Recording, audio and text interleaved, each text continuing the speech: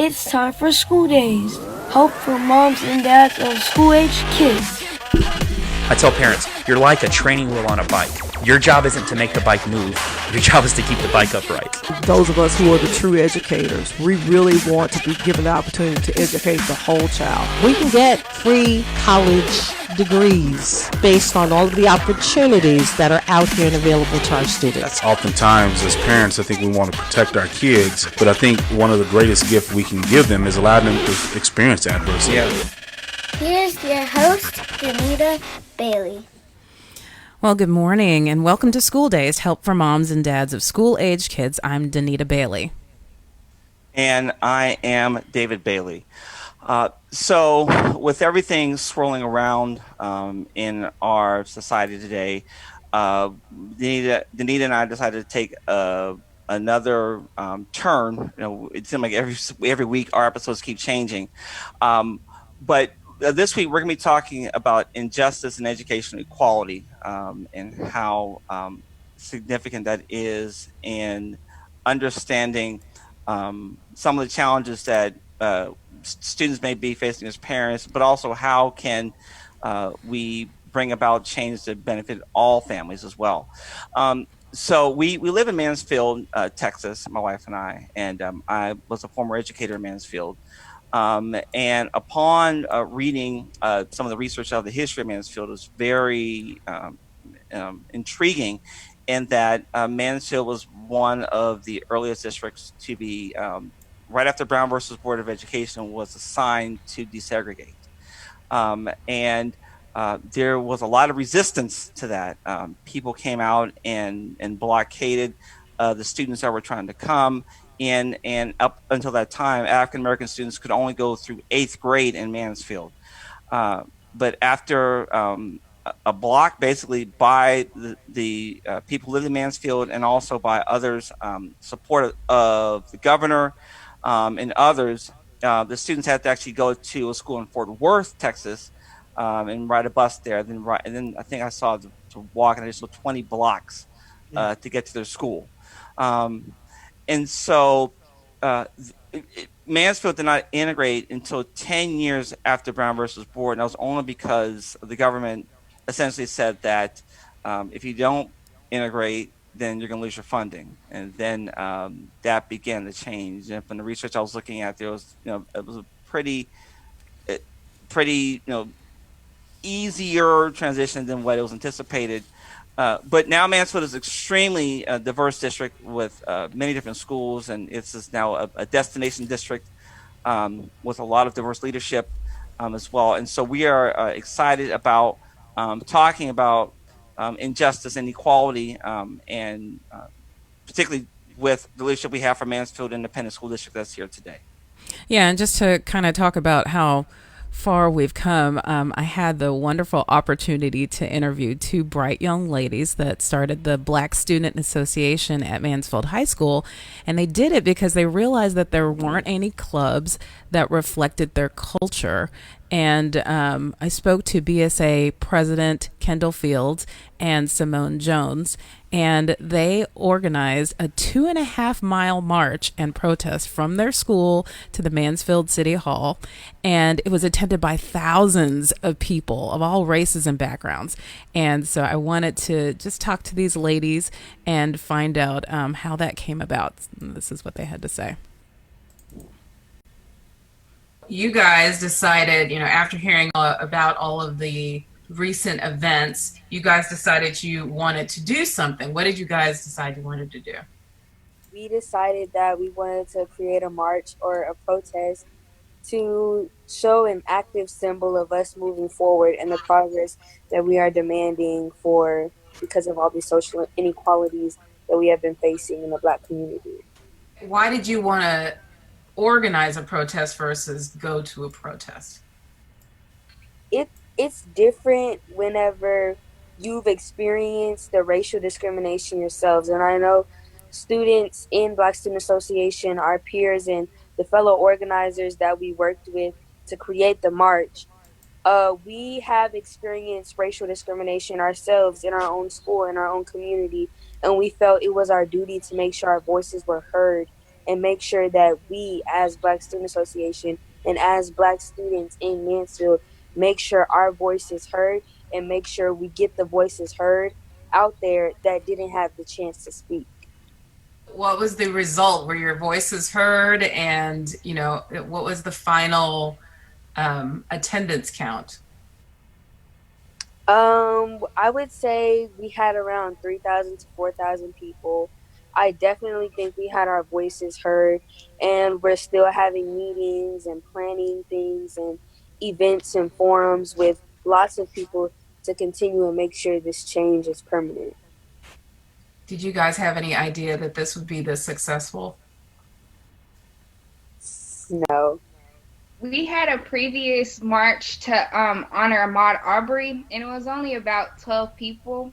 So knowing when I pulled up into the parking lot, I was like, are all these people here for our march, or is something else going on? So it was shocking, but we were really excited that people came out to support the movement. BSA is definitely grateful for everyone who came to support and who donated and speaks highly of the organization. And I think that with everything going on in the world today, including our nation, it's just, I feel like people finally weren't afraid to speak anymore, because before it was like, oh, everybody wasn't speaking on it, I'm going to just keep it to myself.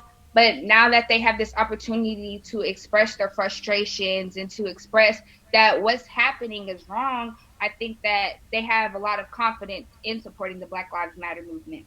Yeah. So I think it's especially important that we start educating ourselves of the history that not only Black people have gone through, but other minorities within the United States, and looking into laws and policies on a national level, because once you're educated and know your facts, you can't be stirred in a different direction. Mm. That was so good. They are so smart.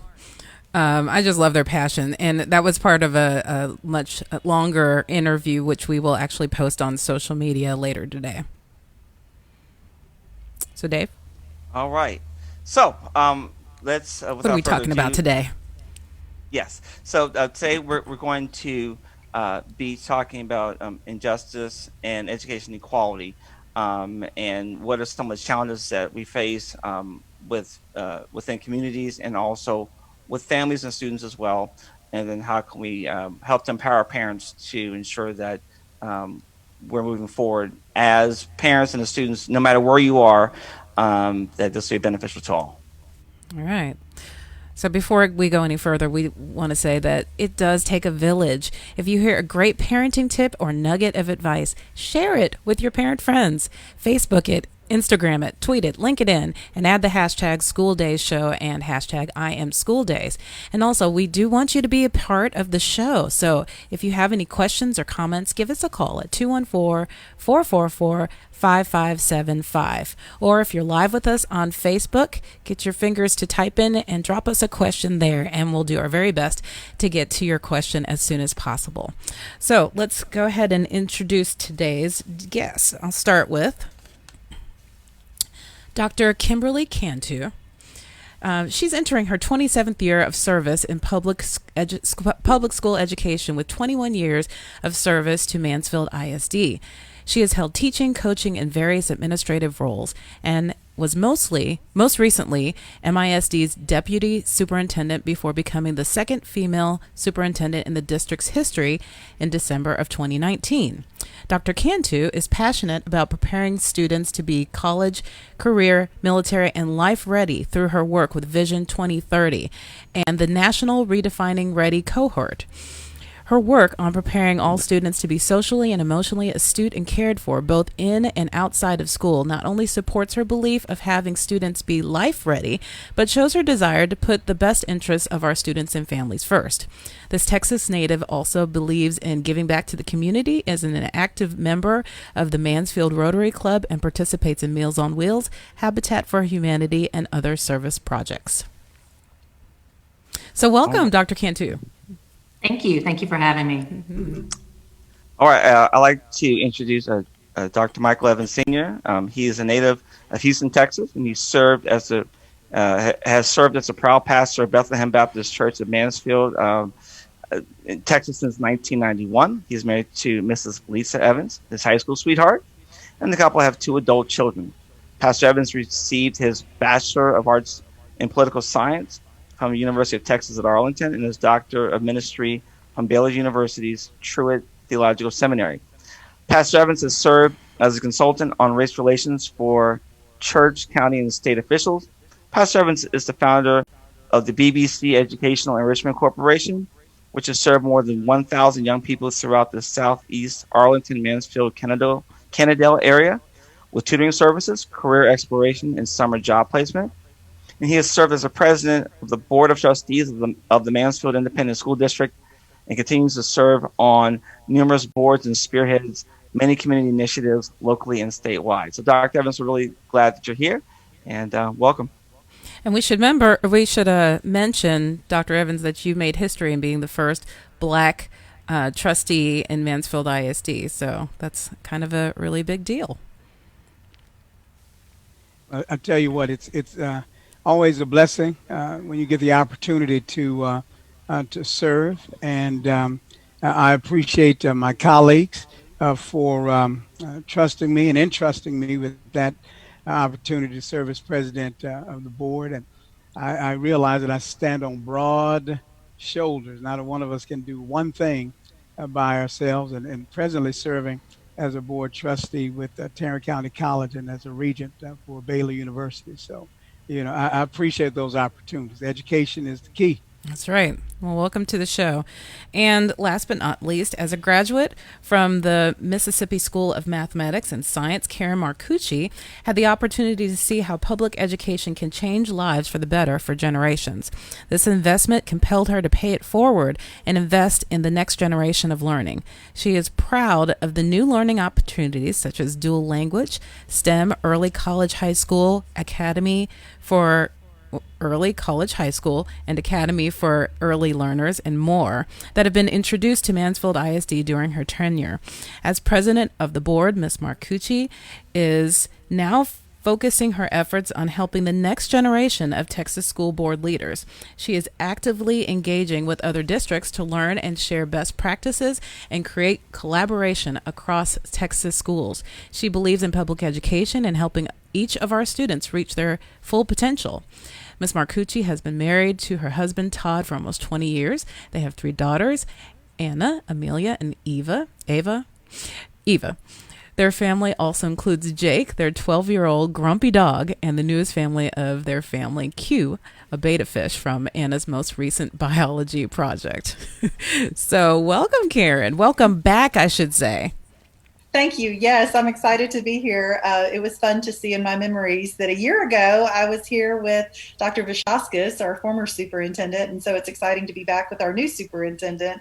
And then any chance I get to see Pastor Evans, I'm always very excited as well. So I'm happy to be here. Yes, I shot you a text yesterday and I said, apparently we're going to have you on the show every June 18th. I'm in. Just go ahead and pencil me for next year. Standing date. All right. Well, let's go ahead and jump right in. All right. So early on, way back in the day, Mansfield ISD Mansfield schools were exclusively white, but now it's an extremely diverse district. And this is open to everybody. Just share some of the challenges and opportunities that the district has had in the growing pains of becoming a more diverse district. Just kind of share your insights on how that was and how it is now. I can start. I'll go first. All right. I think from my perspective, one of the challenges as we've watched the district change tremendously over the last 60, 70 years is, making sure that communication lines have stayed open as things grow and change. Sometimes people, all different groups might not communicate as well as they should. I think it's being able to continue the open lines of communication. It's from a district perspective, it's also one of the challenges is your staffing and continuing to make sure that your staffing is reflective of your student population and of your communities. I think that's a challenge for a lot of districts. That's a challenge that we still experience today, but it's one that we are very much focused on, and we can continue to get better and better and better. We've made some large improvements regarding that over the last several years, and we know that we're going to continue to do the work that needs to be done to make that happen. But I think it's the challenges are in just communication, the challenges in fellowshipping together, being intentional about those sorts of things, and having your school community reflect the community in which you live, and the challenges in really just walking in each other's shoes and understanding one another. Because as Pastor Evan said, we're all in this together, and there's strength in our diversity, and we should stand on that. I'm sorry. I was going to follow up on that question. Sure. I wasn't moving on. I do have a follow up to her question, actually. So, Kimberly, you said that it's important to reflect the community that you're in. How do you feel? So if Mansfield, where we are, was more of one color or race, do you think that it's also important, or for districts that are, to have diversity in staff in areas like that? Oh my goodness, absolutely. Because let's be honest, that's the world that we live in, and there again, like I said, there's strength in diversity, and people can't and should not live in bubbles, right? So you become a better person, you become a more enlightened person, a more developed person when you have a true understanding and acknowledgement and understanding of the world and everyone around you, and the differences that when they come together bring the strength. Absolutely. My involvement, and I appreciate Dr. Cantu, she's 100% correct. My involvement began with MISD back in 1989. That's when I came to the Mansfield area and started serving at the Bethlehem Church, and initially working with youth. So, one of the things that we had to do was to engage and engage with, rather, the ISD. Of course, the demographics were quite different back then. As a matter of fact, in Mansfield, we didn't have but about maybe 15,000 residents at all. And it was somewhat challenging. I was able, though, to work with people who weren't African American, work with people, though, who had a passion for education. They had a passion for making sure that the children that we worked with, primarily in the west side of town, that those kids were proficient in regard to the 3 R's. And Dr. Cantu mentioned something, and she's right. It's intentionality. When you're talking about a system, any type system, in particular in Mansfield, where you have these deep-rooted ideas. I mean, it takes a lot of years to pull that out or to extract that. And Doc is right. I heard where she said that these are still challenges. One of the things that I appreciated about her predecessor, Dr. Vashaskas, and Karen was on the board then, was that when we inquired about the ratio of students of color versus those educators, those people, those teachers, how many black teachers do we have in Mansfield? When you're talking about reflecting your constituency, and here we were as a district, we changed in regard to demographics. It shifted a whole lot faster than a lot of people knew. Trust me. I mean, I go back to the days when Walmart was located on 157 and 287, and my wife and I, just so this is silly, but I'm just going to tell you, we've been married 33 years, but when I'd go to the store and see a black person, I'm passing them a card saying, hey, y'all know where the black church is? I mean, y'all come on down here. It was that kind of thing. Now I just wave at folks because, we are more diverse in that regard. But the key term is intentionality. And I know that Dr. V started hiring black administrators. And of course, it's black administrators' job those principals, part of their job is to make sure that there's diversity on their campus. So the superintendent did his job.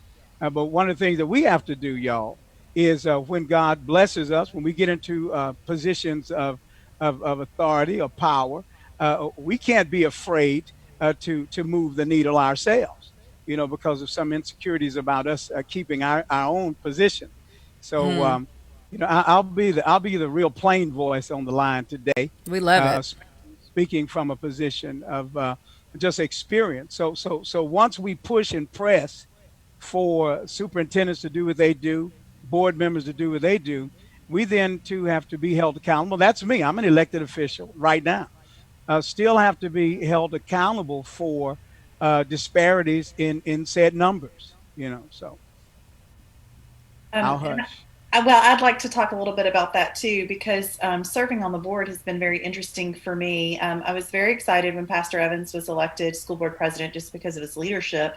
And I will be honest, it didn't dawn on me until the night that he was sworn in as president that he was our first, Black school board president. And I feel bad that I didn't recognize that, but I didn't grow up here.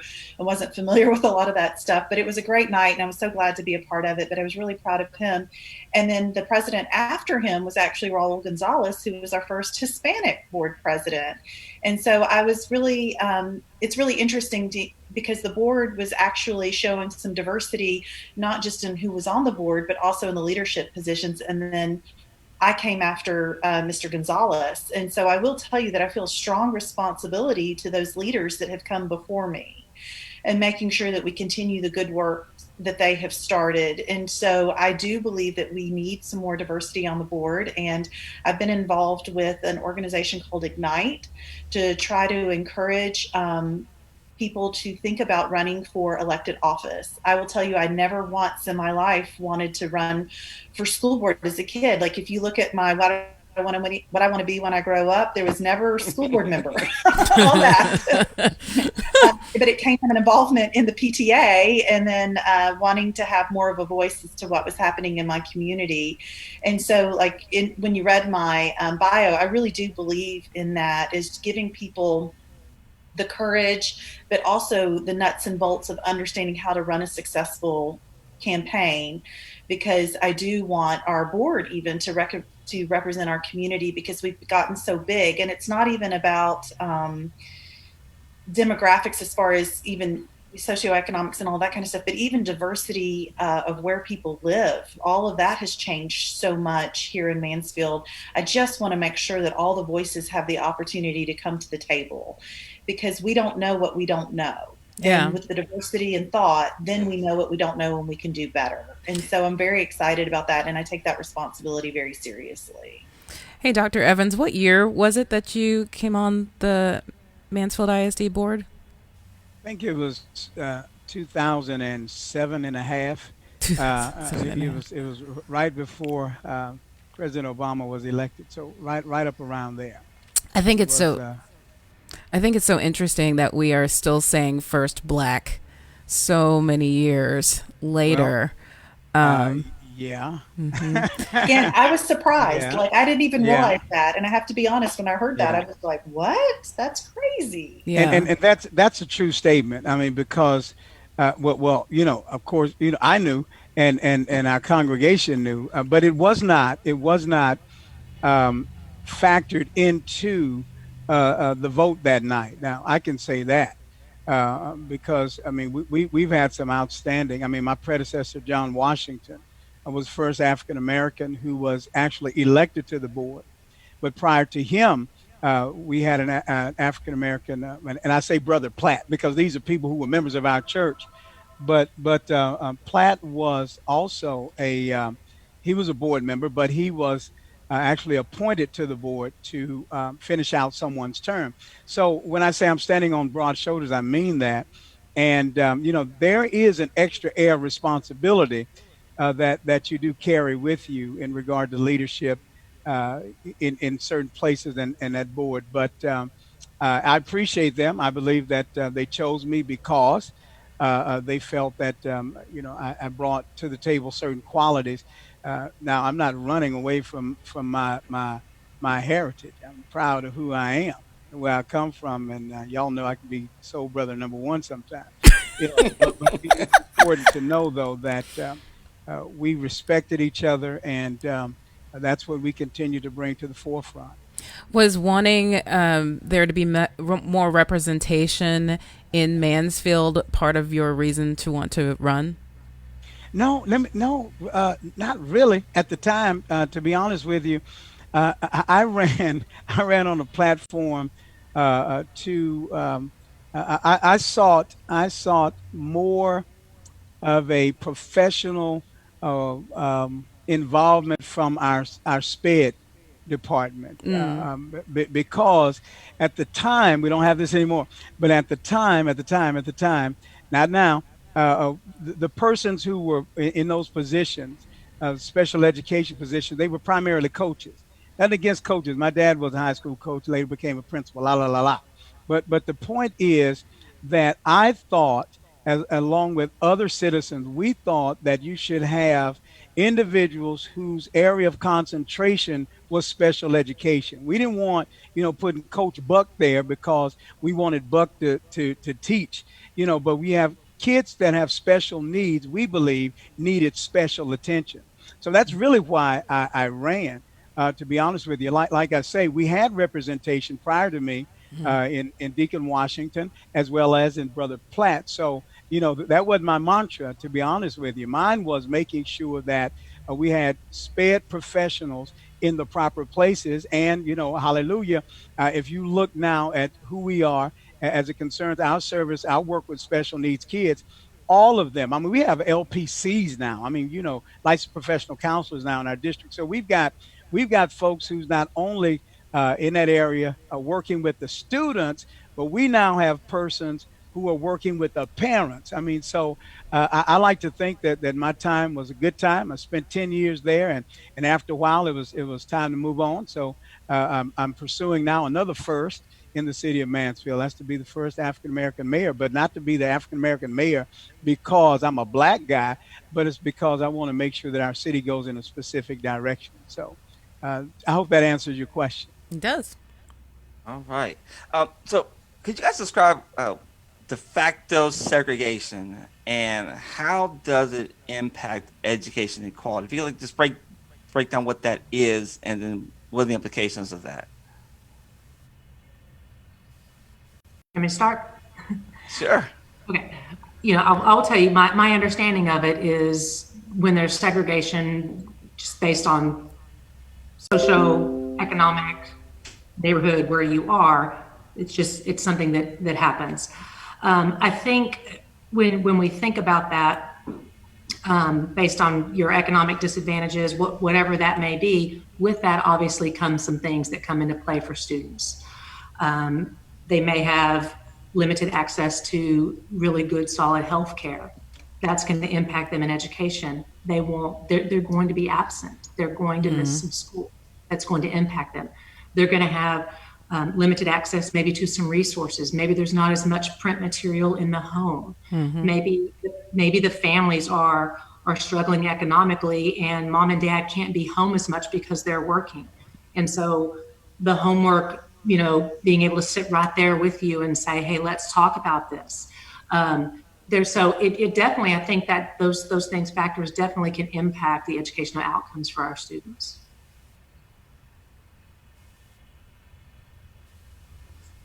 I agree. To all of those points. I mean, sometimes it's just the way that the societal or cultural cards are dealt, and you find yourself starting, in a -5 position as opposed to an even playing field, and we see that. And one of the things that we were able to do as a board several years ago was to purchase those iPads.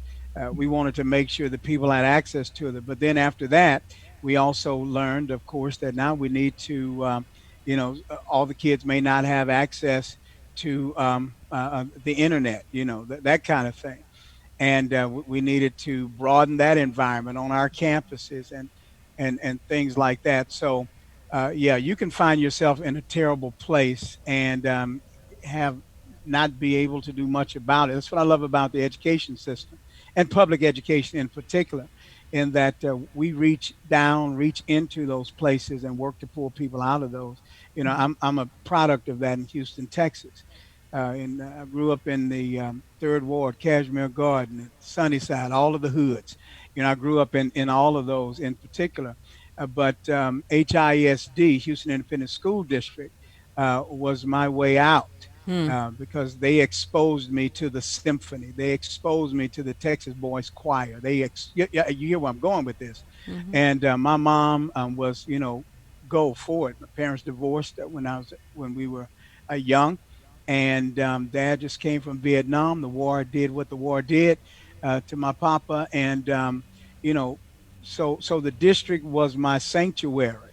School was, and that's how we deal with de facto segregation because it's something that you got to deal with and you have to reach down and go get them. The district's doing that now. We're feeding kids on a daily basis, every day.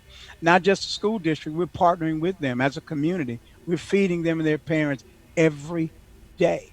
So that's one of the ways that you deal with de facto segregation, Brother Bailey. Let me ask Yeah. real quick. Do you feel like education is truly the great equalizer? Because I would imagine there are some kids that you grew up with that didn't have the same experience that you had and did not achieve the same success that you have. Can you talk a little bit to that and maybe why that happens? Oh, no I would doubt. like I'd like Yeah. to speak about that if you don't mind. Sure. Yeah, go, Karen. Having grown up in Mississippi, which isn't known for its educational system, I'm fully aware of that.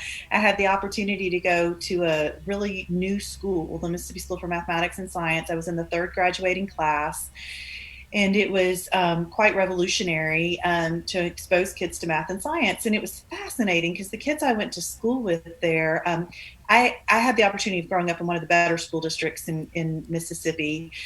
So I wasn't quite in the same situation as others, but it was amazing to me when I found out that kids that I was going to school with there from all over the state didn't have the opportunity to take algebra in eighth grade. Like, what? And I found out that their high schools didn't even offer anything past algebra.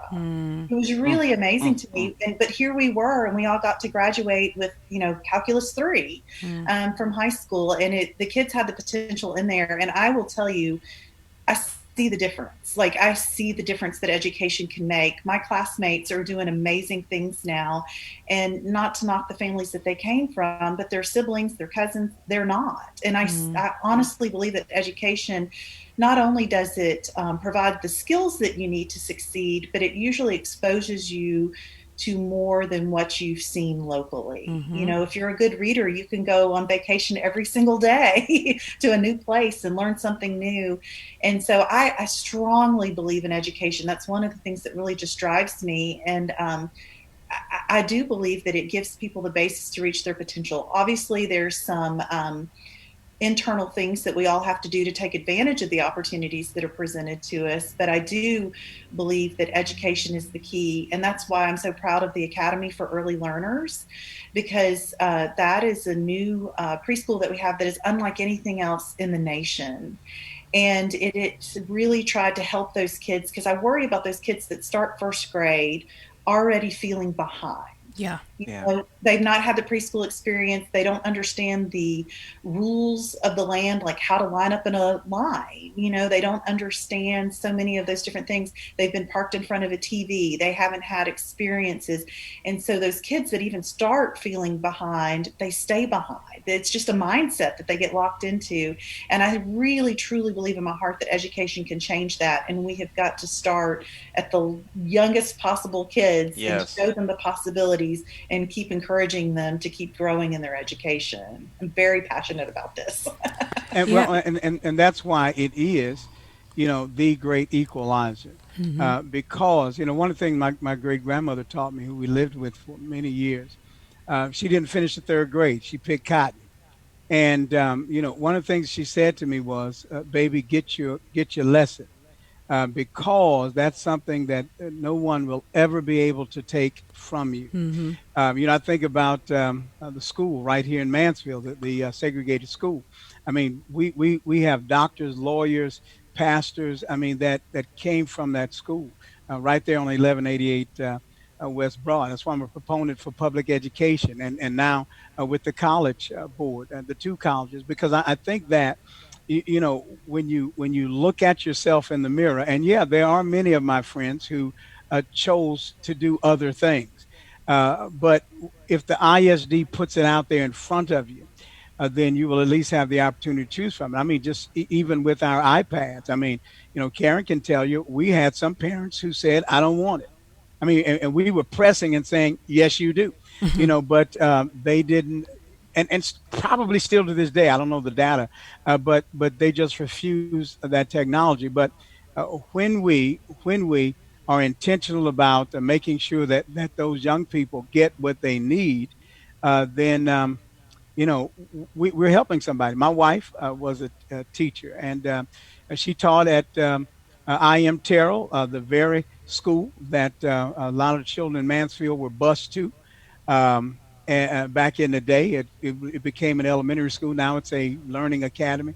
But she would actually go to the projects that's located next door to the school, knock on the door, and go and get kids. I mean, she would do that, and I think we miss a lot of that, you know, and in our neighborhoods and places like that. But education is still the way. Yeah. I mean, it is the way forward. Dr. Cantu, I want to ask you specifically. You have the helicopter view of our district, and there's a lot of socioeconomic diversity within our district. What are some of the challenges, external challenges that you see outside of the classroom per se that may be hindrances to academic success? External challenges? Yes. A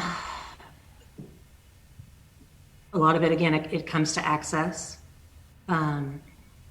What resources are available in the home?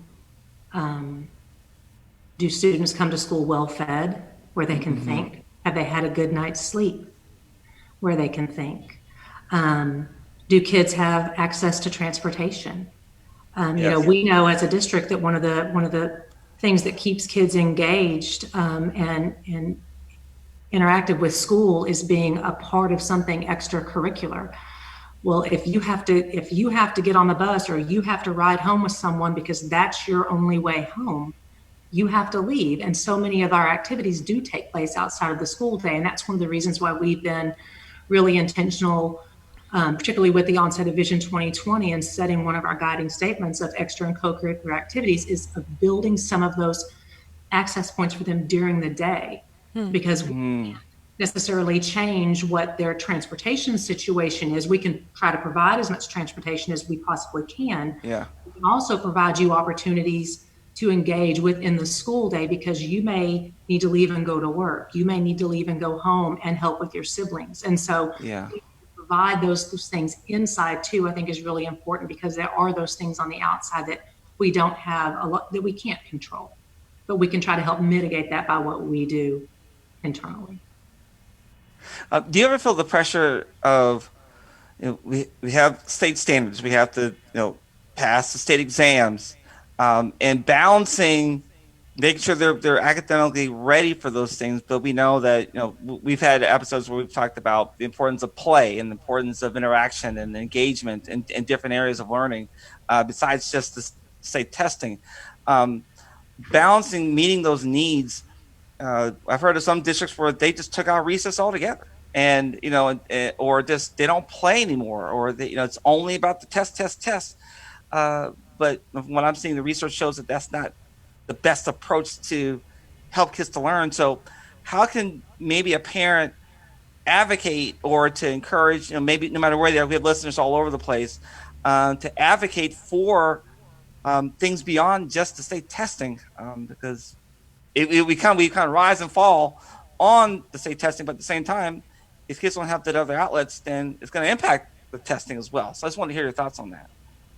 Well, how parents can advocate is get involved. Please get involved in your PTAs, in the campus committees, in the district committees, talking to their legislators.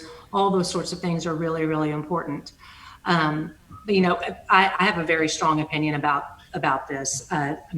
The state test is the state test, and we are all measured at some point during life. And so we have to be able to be mindful of that state test, and we have to prepare for that state test, because that's part of life, that's reality.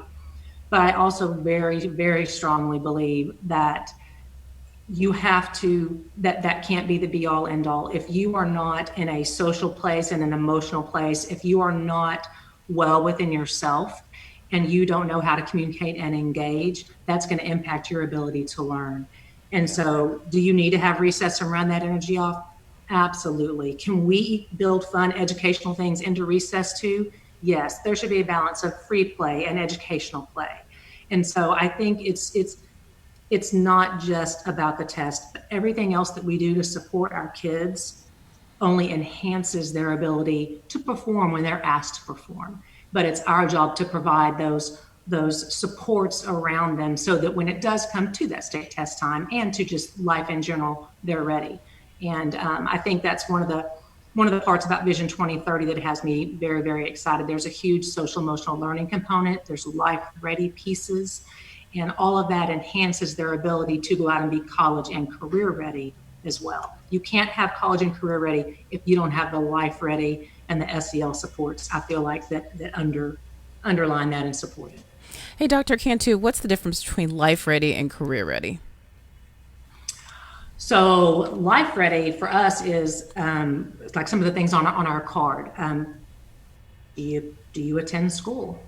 I mean, that's a life ready thing, because we need to teach you that that it's important to be in attendance, that it's important to be able to engage with other people. And so, do you have a relationship with an adult? Do you have that ability to communicate with one another? Are you involved in an extracurricular or co-curricular activity? What sort of club? Are you seeing the bigger picture of your community? Mm-hmm. Those are those life ready pieces versus, and those enhance and support you to be ready in your career. Yeah, true. Let's just take a pause for a moment to say that if you have any questions or comments, we would love to hear from you. Please either drop us a line on Facebook. I see we've got several people watching with us, or you can give us a call at 214-444-5575. And I'd like to say, too, that from a school board perspective, we are seeing more and more data that shows how what the effects of some of these choices have been made. Like when you do cut out recess, what the impact actually is on standardized testing and other things. So I will say that there's more and more data out there that really supports the whole child aspect to learning. And Mansfield is a data-driven district. There's no doubt about that. But the data is showing us that those things are important. So we really do value those things. And as far as parents getting involved, I think I said that earlier. I started to get real involved with PTA. And that is such a great organization. It's just if there's any opportunity you have to interact with the child's teacher, you can learn more about their educational philosophy and how they approach things. And my experience, and I hope this is the experience for most parents, is that talking to the teacher about how your child learns best. Hey, I know my child can be a handful, but he's got a lot of energy to burn off, and I find that if he has 10 or 15 minutes of high activity, he's more able to focus for longer. And my experience has been that teachers are real responsive to that kind of feedback. And so I would encourage parents to really educate their teachers on their students and their learning style, and hopefully they'll respond well to that, and keep bringing it up a level if you need to. But I really wanted to put that very practical thing out there, because for me as a parent, that helped me a whole lot. Yeah. And that's just so true. And I for one have learned my children better as a result of the quarantine and having to teach them and whatnot. So when we finally do go back to school, I think I will have some great input to be able to help the teachers to effectively work with my children. Would you agree, David? Oh yeah, some kids they want to hop right to it. Some they want to putz and dance around and pontificate on life and get to work. And so it definitely has opened up. We knew our kids, but we really know our kids from the academic standpoint now, being side by side and have them to also teach myself along the way. So we have to do shifts. We do a morning shift and afternoon shift. Anyway, we could go on. I could take the rest of the show just on that alone. Don't. Yeah, I know. But I did wanted to ask, how do biases either in curriculum impact a child's ability to relate to and associate with what's being taught to them? A limitation in regards to maybe what is being taught, or from a point of view, or I know we already talked about changing the styles of differentiating how teachers teach to meet the needs of the students. But what are some of the biases, the challenges that bias just in curriculum and even in testing can have an impact on student outcomes? I think that's still a huge challenge. I think it's one that's become it's risen a little bit more to the forefront of people's minds over the last several years. But we definitely haven't crossed home plate on that at all. When you're I'm a former English teacher, so if everything that we're reading is Shakespeare and Thoreau and things like that, and we're not looking at a multi-diverse body of literature written by people from different perspectives, from different cultural backgrounds with different experiences, we're not looking at a fully accurate body of literature. And so I think that's really important. We need to be able to see and hear different voices and different experiences over time. And the same thing reigns true with in history.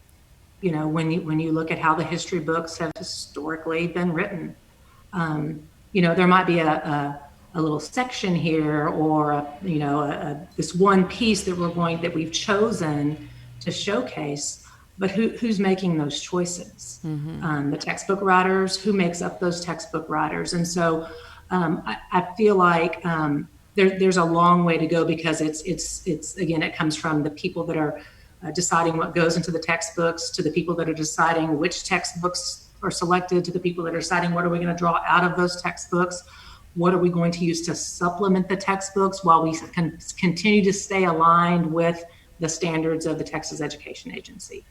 And so it's a very comprehensive issue is not necessarily the right word, but it's very comprehensive, and there are a lot of layers to it. But I think it can definitely impact if every time I open up a history book, or I open up something that I'm reading, and nobody in anything that I'm reading or the conversations that are having in class, I don't identify with anyone. I think, and again, let's be honest, I'm white. And so if I'm sitting in class, I'm probably identifying with the majority of what's being talked about, right?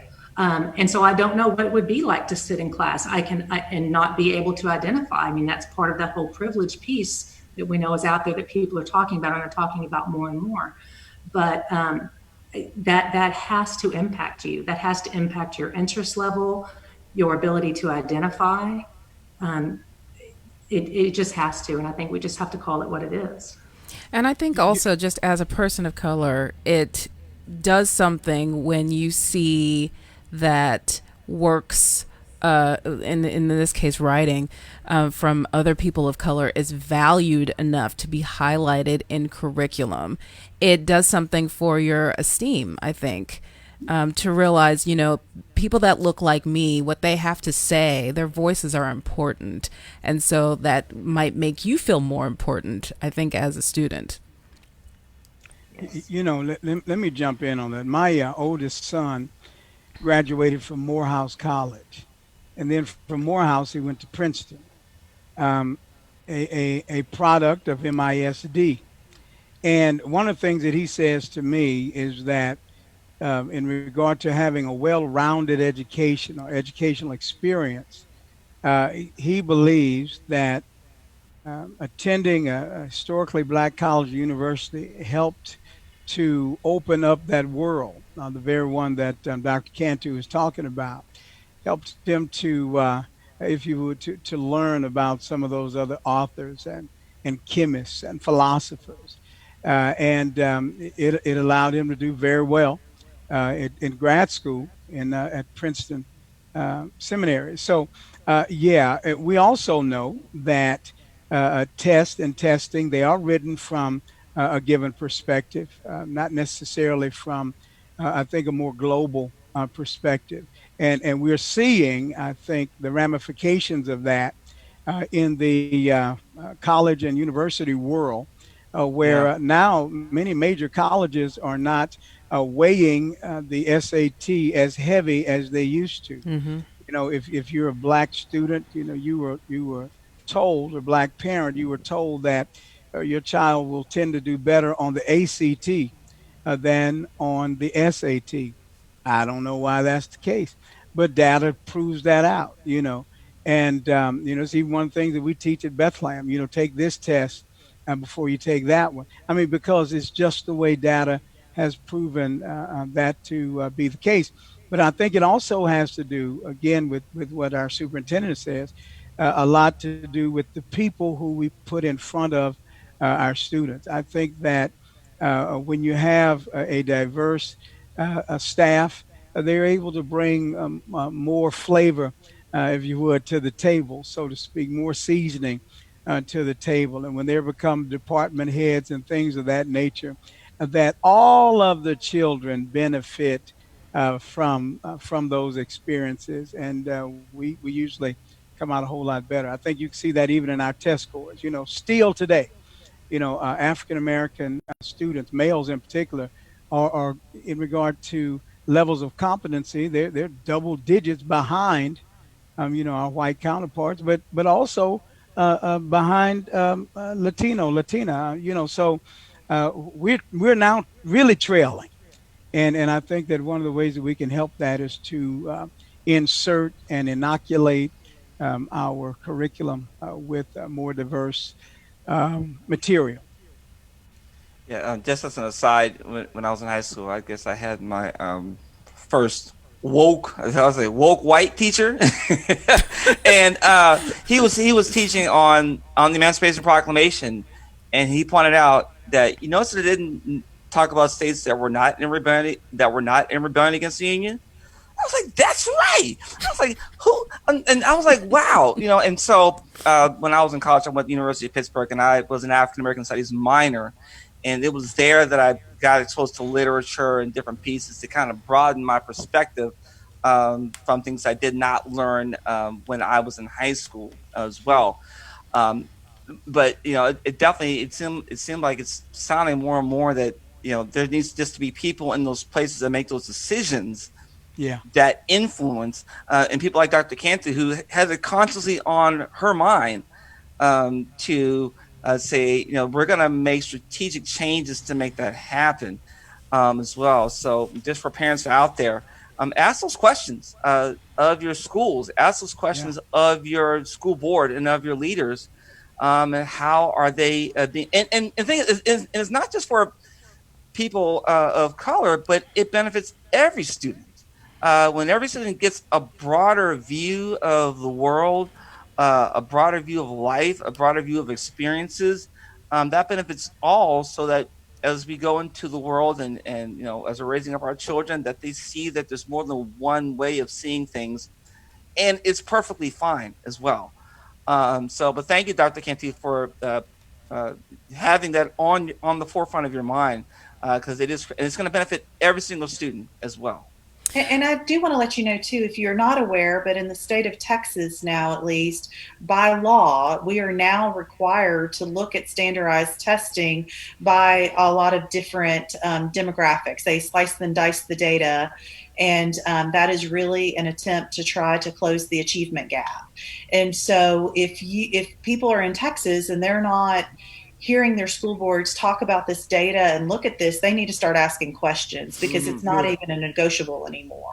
It's a non-negotiable that we have to look at our standardized test data, which again doesn't tell us everything, but there are some real attempts trying to close the achievement gap, and we're required to do that now. And so I encourage everyone to look for that information and see how their district is actively addressing those achievement Right. gaps. And Karen, thank you for saying that. You know, now we are in an environment where there's a lot of shouting going on. And people have felt that they need to do that. I feel that people need to do it. So, to get individuals' attention. So I'm saying that now that we are getting people's attention, and when I say we, I'm talking about citizenry here. I mean, as we have, and again, television can bless you or curse you.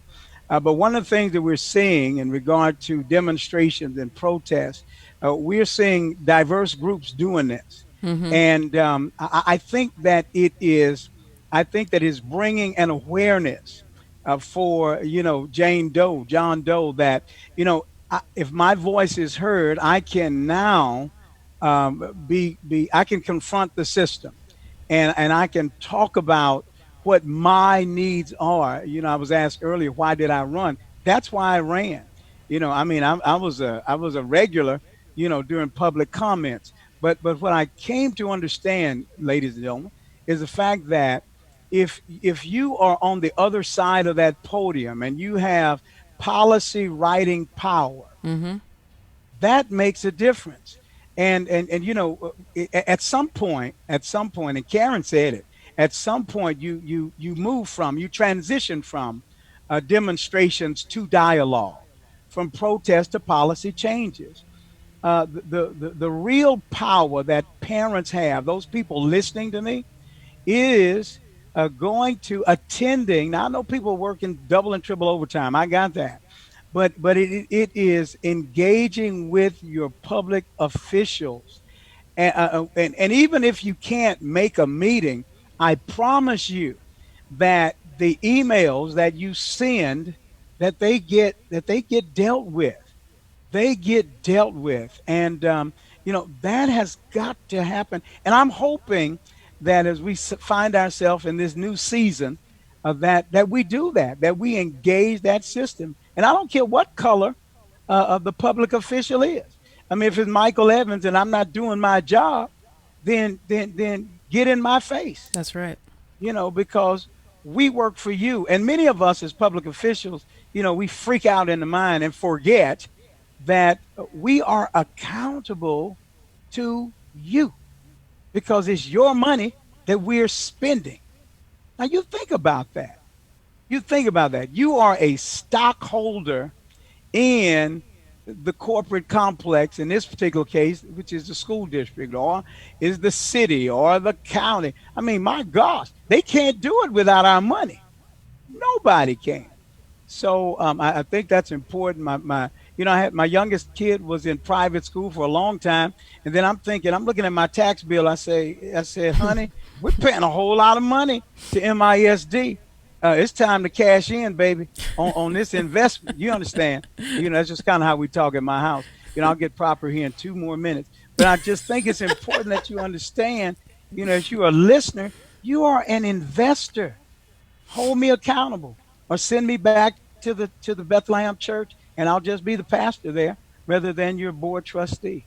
All right. I love that. I want to mention some things that are being said online here. We have someone, and I'm guessing she's from MISD. She said she'd love to see a committee formed to address culturally responsive teaching. And to your point, there should be parents on something like that.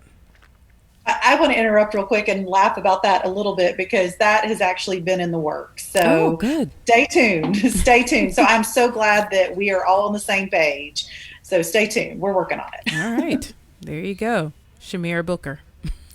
Well, the news was broken here too, so y'all can claim that as well. I love it when we get a scoop. Got the big scoop here. And I will tell you, Shamira is actually a good friend of mine too. So I'm so glad that she's tuned in. So thank you. Let me say just a quick aside. I know as a former teacher at Mansfield ISD, just as a whole, we know that there's a shortage of males in education. And many, many years, I was the only male. Almost every school I've been to, I was the first male that teachers, that my students had exposure to. But also in Mansfield, the first African American teacher that they had exposure to as well. And I know that it was, I pushed my kids, and forget who I am and forget my club. I'm going to work you, and it was important for me to ensure that the kids saw someone like myself teaching mathematics, and and they were all the better for it. So it was beneficial all around. So there's a lot of different, some of the places we could go with this conversation, um, but I think having exposure from different perspectives, seeing other people that haven't had the same experiences as you, as well, can also play a big impact as well. So I just wanted to add that in there. And to Michael's point earlier, that is something that Dr. V really started to work on. And we have some partnerships with some colleges, historically Black universities, where we actively are recruiting, because that was one thing. I don't want anybody to get confused and think that we're looking for unqualified people. But what we found is that we were going to the same well, and we were getting the same type of people. Yeah. And so we realized that we needed to change our recruiting practices a little bit, right? And try to broaden the applicants that we got. And so that has been a big effort. And then the other thing that I'm really proud of that Mansfield ISD is doing is that we're wanting to hire our own. So our graduates from Mansfield ISD that go on through these teaching programs and all, they're guaranteed an interview, and that's really hard to get in Mansfield ISD. Yeah, it is. We've got some great programs, and with the diversity that our district is now, I also believe that that's another way to get a diversity of applicants to make sure that we're really broadening our perspective. And I know Dr. Cantu can speak to that a little bit more, but those are a few things that we're trying to do, is that we've got to stop doing things the same old way, or we're going to get the same old results. And so just being a little bit more creative is how we cast the net is really going to make a difference for us, I believe. To add to that, when you think about interviewing, as a former person in human resources, and a former principal, to hire a diverse group of teachers. People are, by human nature, a lot of times we tend to hire people who seem a little more like us. And so it's important really to make sure that we have a diverse group of administrators, a diverse group of school leaders, because it's really, really important for our students. And it's important for our students to see people of color and people from all different backgrounds in leadership roles. But I think when you have people of all different backgrounds and colors in leadership roles, it only increases your odds to be able to continue to hire a more diverse staff as well. You have to go to all the right wells, that's true. But then in that sitting down in that interview process, you have to have a diverse team making those decisions. Let me also ask Dr. Cantu and Karen, what is being done to ensure the sensitivity of current employees in dealing with our current times and the racial injustice and things like that? What kind of training, or what are you doing to make sure that things are being said that are positive and things like that? Dr. Cantu, I'll let you start with that, because we've got a lot of work that we've been doing in this area. And Dr. Cantu actually was one of the ones that was really spearheading a lot of the work that we were doing prior to being superintendent as well. So she's my expert. Oh, well, I hope fill in the blanks, because I'll probably leave something out. So we are just, for one thing, spearheading the social emotional learning. That's not just for students, that's for adults as well. Mm-hmm. And so it's making sure that when people come to work, they are socially and emotionally ready, and they feel social and emotional and physical safety. So for adults and for students. That's really important. Right now, just in what's been transpiring over the last several weeks, there's been a lot of social media, those sorts of things going on. We are gently reminding people to be aware of social media and of themselves, and to sort of just be mindful. We are also working right now, as Ms. Marcucci told you, to put together a committee. We haven't started forming that committee yet, but we know now that we will be having one of community members, of teachers, to collect all that sort of input. We are even exploring the potential of an equity officer for the district.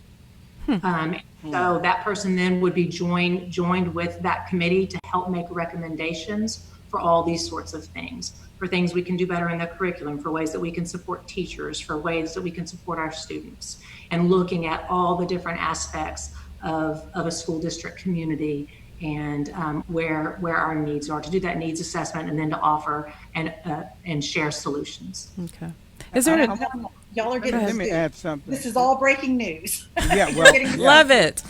Yes. And that's right. You better write all this down. You know, and I want to applaud the district on that. I hope that actually happens to have that person be hired. I think just total transparency here. And it's good for our listeners to know. I think that if we hire an equity officer, it's good if they're a minority person. I mean, you know, because I think that if you hire an equity officer and they're not, then you still will deal with the backlash of, okay, they don't know me, you know, and they can have degrees out of the wazoo. So I think that'll be something that I'll just lean in the spirit of love and just say that'll be a smart thing to do. To get the position I mean, that's really big for the district. So high five and way to go. You know, but that other, I sure want you to hear me in that regard. So that's unsolicited, because you all know I don't get in your business, Karen. You know, Kimberly and Karen. But anyway, I just thought I'd say that. Happy day. And I want to go back to what Dr. Cantu was talking about with the social emotional learning. I think that's really key, because I don't think that we can necessarily list every difference that we all have.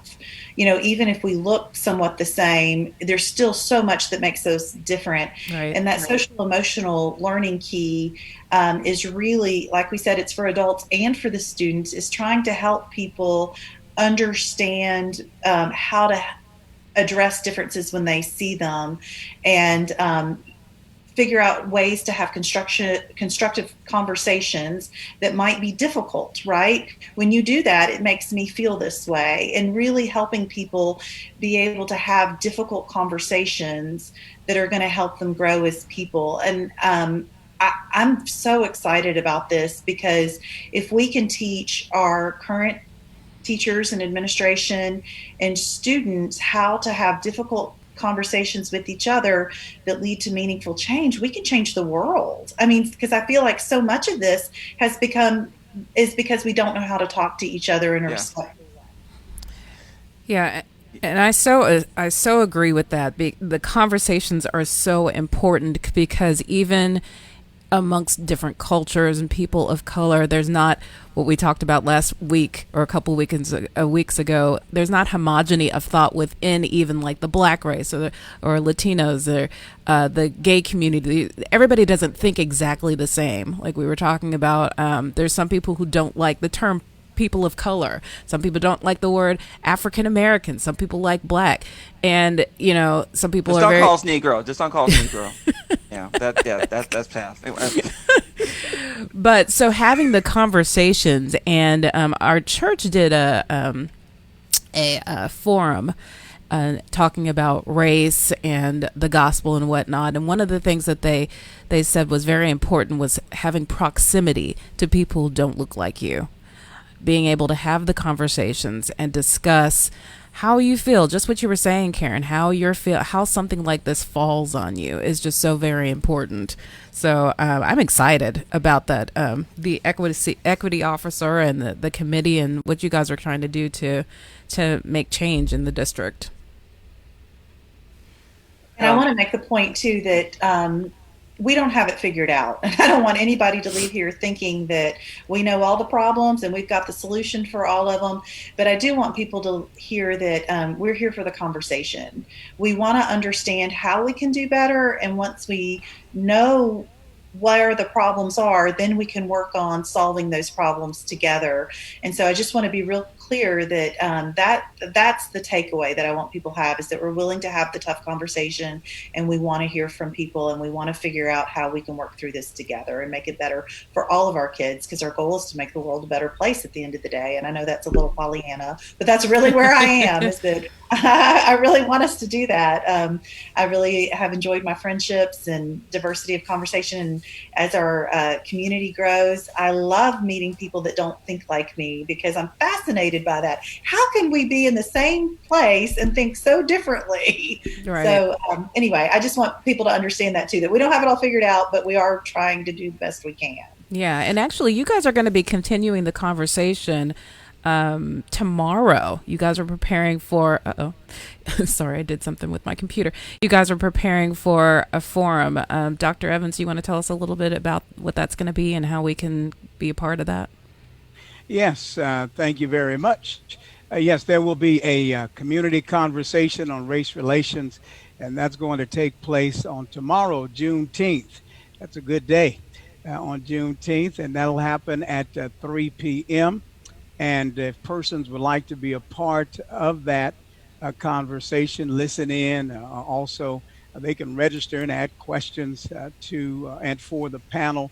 They will just go to mansfieldstrong.com, www.mansfieldstrong.com, and the panelists will include Dr. Cantu, Mayor David Cook of the City of Mansfield, Tracy Aaron, who is our Mansfield Police Chief, as well as Gregory Mentor, who is our MISD Police Chief, our County Commissioner, Devin Allen, our local Justice of the Peace, Kenneth Sanders, and a behavior/interventionist, that is Dr. James Tucker of AISD. So we look forward to a great time. Our MISD students will be posing some of the questions, and it really grew out of the what do we do next? You mentioned Simone Jones, and Majesty, one of the young ladies that's a part of their group. They asked us the question, well, Pastor, now after we do this march,